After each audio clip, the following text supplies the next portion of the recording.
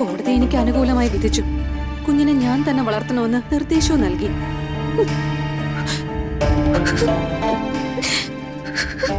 എന്നാ പിന്നീട് ഞാൻ അവരോട് അല്പം മനസാക്ഷി കാണിച്ചു.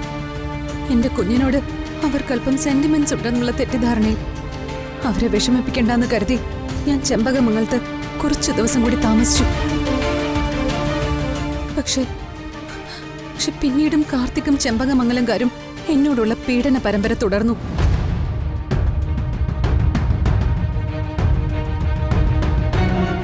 ഇത് സഹിക്കവയ്യാതെ ഞാനിപ്പോ ചെമ്പകമംഗലത്ത് നിന്ന് താൽക്കാലികമായി രക്ഷപ്പെട്ടിരിക്കുക.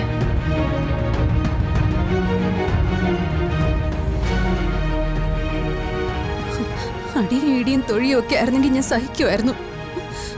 ഇതങ്ങനെ അല്ല. എങ്ങനെയായിരുന്നു പീഡന രീതികൾ? പോലീസ് മുറിയിലായിരുന്നോ? അതെ. കൈകളുടെയും കാലുകളുടെയും നഖങ്ങൾക്കിടയിൽ മുട്ടുസൂചികൾ കുത്തി തറപ്പിച്ചു.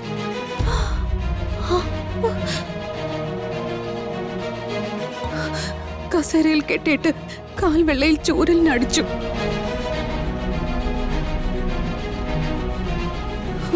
കണ്ണുകളിൽ കുരുമുളക് അരച്ച് എഴുതിച്ചു.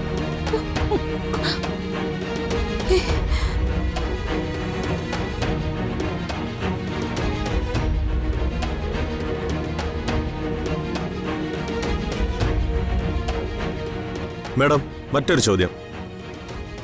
ഈ സമയത്ത് ഇങ്ങനൊരു തുറന്നു പറച്ചിൽ നടത്താൻ കാരണം എന്താ? പറയാം. പ്രധാനമായും പേടി കൊണ്ട്. പണവും പ്രതാപവും ആൾബലവും സ്വാധീനവും ഉള്ളവരാ ഈ ചെമ്പകമംഗലത്തുകാര്. അവരുടെ ആരോമലുണ്ണിയാ ഈ കാർത്തിക്. അയാൾ ACP ആയതുകൊണ്ട് പോലീസ് ഡിപ്പാർട്ട്മെന്റിലും വലിയ സ്വാധീനമുണ്ട്. എന്നോടുള്ള വ്യക്തിവൈരാഗ്യം വെച്ച് അവരെന്ത് ചെയ്യാനും മടിക്കില്ല.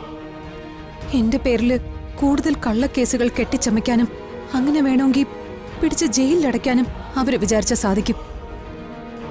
അവരെന്നെ കൊന്ന് ഏതെങ്കിലും കാട്ടിനുള്ളിൽ കൊണ്ടുപോയി പഞ്ചാര ഇട്ട് കത്തിച്ച് കളയുന്ന ഭീഷണിപ്പെടുത്തിയിരിക്കുന്നത്. അതുകൊണ്ട് ഞാനിത് മീഡിയ അറിയിക്കുന്നത്. അങ്ങനെ ഇക്കാര്യം പബ്ലിക് അറിയുമല്ലോ. പബ്ലിക് അറിഞ്ഞ ഒരു പരിധിവരെ മരണത്തിൽ നിന്ന് എനിക്ക് രക്ഷപ്പെടാം. അതാ വിശദീകരണമായി ഞാൻ മീഡിയയ്ക്ക് മുന്നിൽ വന്നത്. ഈ വീട് എന്റെ ഒരു ഫ്രണ്ടിന്റെയാ. ഞാൻ സാറിനെ നിങ്ങൾക്ക് പരിചയപ്പെടുത്താം. Sir, Vaishakh sir.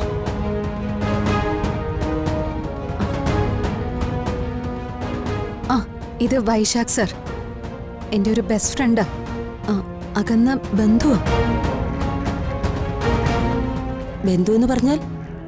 അത് എന്റെ ഒരു അകന്ന വല്യച്ഛന്റെ മോന്. സത്യം പറഞ്ഞ എന്റെ ഒരു ആങ്ങളയായിട്ട് വരും. ചെമ്പകമംഗലത്തുനിന്ന് എനിക്ക് ഈ പീഡനമെല്ലാം ഏൽക്കേണ്ടി വന്നപ്പോ എന്നെ രക്ഷിച്ചത് വൈശാഖ് സാറാ. ആങ്ങളെയാകുമ്പോ സാറെന്ന് വിളിക്കുന്ന എന്തിനാ? ഇദ്ദേഹം മാഷാണ്. എനിക്ക് ട്യൂഷൻ എടുത്തിട്ടുണ്ട്. അങ്ങനെ സാറേന്ന് വിളിച്ച് ശീലിച്ചതാ. എന്നെ രക്ഷിച്ചതിന്റെ പേരിലുള്ള പ്രതികാരം വൈശാഖ് സാറിനോടും ഉണ്ട് ചെമ്പകമംഗലത്തുകാർക്ക്.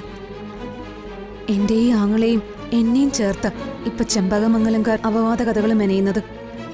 ഇനിയും കൂടുതൽ പ്രതികാര നടപടികൾ ഞാൻ പ്രതീക്ഷിക്കുന്നുണ്ട്. എൻ്റെ അമ്മോ, ഞാൻ വിചാരിച്ച പോലെ അല്ലല്ലോ.